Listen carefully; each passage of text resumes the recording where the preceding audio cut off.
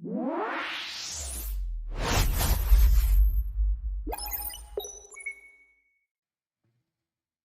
عليكم ورحمة الله وبركاته. إيه الأخبار يا شباب؟ في الفيديو ده إن شاء الله هنتكلم عن introduction سريعة كده عن القناة. بس في البداية أحب أعرفكم بنفسي. أنا اسمي عمار عماد، طالب في الفرقة الرابعة في كلية حاسبات ومعلومات جامعة المنيا وفلاتر ديفلوبر.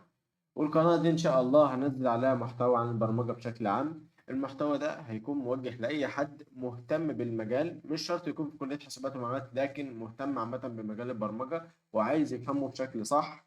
وكمان هعرف فيه تجربتي الشخصية مع الكلية وإزاي تقدر تستفيد في الفترة بتاعة الكلية أكبر استفادة. وفي نفس الوقت هنتكلم إزاي تختار التراك بتاعك وإزاي توازي ما بين كأنك كطالب في الأكاديميك وكتكنيكال. كل الكلام ده هقوله طبعا من خلال تجربتي الشخصية وكلام وتجارب أنا مريت بيها بنفسي، سواء كانت حاجات صح أو غلط، عشان أي حد يتفرج يطلع فاهم ومستفيد بجد. وبرضه هيكون في نصايح لأي حد عايز يبدأ في تراك فلاتر، أو لسه في البداية أو بيفكر أو ناوي إن هو يبدأ في القريب.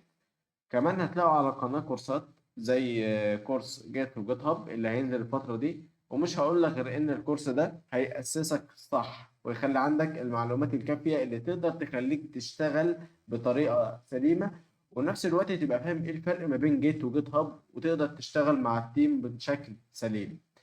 وبس كده، دي كانت انترودكشن سريعة عني وعن القناة. أشوفكم الفيديو الجاي، والسلام عليكم.